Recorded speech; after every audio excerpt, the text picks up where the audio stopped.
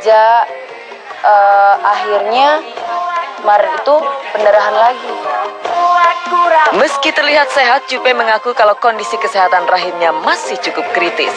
Tanggal 9 Oktober lusa, Jupe akan berangkat ke Malaysia untuk berobat. Selain untuk mengobati penyakit di rahimnya, rupanya Jupe juga sedang menjajaki sebuah program yang kontroversial, yaitu program kehamilan lewat donor sperma. Jujur ya, Singapura mahal. Kalau Penang masih bisa kita terjangkau gitu harganya. Masih cincai lah harganya gitu. Jadi kenapa saya pilih juga ke Penang juga, dan di Penang pun juga memang ada salah satu program lagi yang saya ingin lakukan bersama Dr. Rama, yaitu adalah yang program in vitro ya, bahasa Prancis in vitro itu kayak program tanam sperma gitu loh, program punya anak.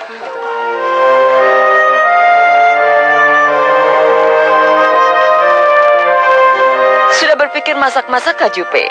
Jelas-jelas program donor sperma yang akan ditempuhnya bertentangan dengan agama Islam. Kecuali jika Jupe menerima donor sperma dari suaminya sendiri. Kenapa Jupe harus menempuh cara yang kontroversial seperti itu?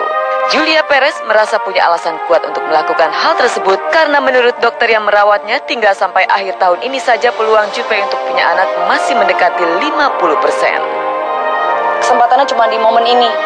Saya mau bagaimana? Berarti kan saya harus melakukan suntikan spermanya kan secepat mungkin gitu. Jadi ya mau nggak mau ya tahun ini. Barangkali situasinya memang darurat buat Julia Perez. Bagaimanapun setiap perempuan pasti menginginkan bisa mempunyai anak yang lahir dari rahimnya sendiri. Tapi haruskah jalan ini yang harus ditempuh oleh Jupe? Apakah ia siap menerima hujatan dari banyak orang? Apakah ia juga sudah mempelajari secara seksama tentang praktek kehamilan dengan donor sperma menurut kaidah hukum dan agama di Indonesia? Saya juga kan sekolah hukum, jadi juga nggak mau ini akan jadi bumerang buat saya. Saya sudah pelajari semuanya, tata hukumnya juga, semuanya, undang-undangnya. Dan pada intinya saya akan mencari solusi yang terbaik bagaimana saya bisa punya anak dan pendonor ini juga tidak tidak kena masalah atau kita sama-sama menjalankannya dengan baik. Kalau Jupe tak mau terkena masalah, nampaknya hanya ada satu cara yang wajib ditempuhnya, yaitu menikah terlebih dulu, baru kemudian menjalani program bayi tabung misalnya. Pada intinya saya akan bertanggung jawab, jangan khawatir.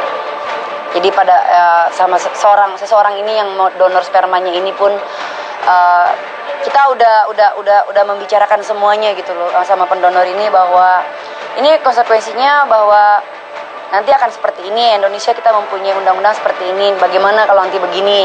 Kita sudah bicarakan sudah lebih panjang. Jadi tenang aja, insya Allah. Rasanya aneh kalau Jupe sampai bilang takkan melanggar hukum di Indonesia. Faktanya ia saat ini belum menikah dengan siapapun, sehingga haram hukumnya menerima donor sperma dari lelaki yang bukan suaminya. Apalagi Jupe mengatakan mempunyai 3 kandidat pendonor sperma yang berasal dari luar Indonesia. Apa mungkin Jupe menikah terlebih dulu dengan calon pendonor sperma tersebut? Amin. Iya, Mak. Pendonor tersebut masih saya rahasiakan. Karena saya juga, tadi saya bilang saya belum tanda tangan kesepakatan tersebut. Ada satu, memang jujur, satu dari luar negeri. Satunya masih dari sekitar kita itu ada satu lagi, memang yang ada 3 pendonor tersebut. Jadi ini masih proses, saya pakai pengacara. Jadi ini kita udah mikirin kalau anak saya 17 tahun dengan semua harta, dengan ini, dengan bla bla bla, dengan kalau ini bla terjadi. Jadi kita memikirkan panjang. Nama Gaston Castaño dan Diego mau tak mau akan disebut karena setahun belakangan Jupe dekat dengan 2 pesepak bola itu.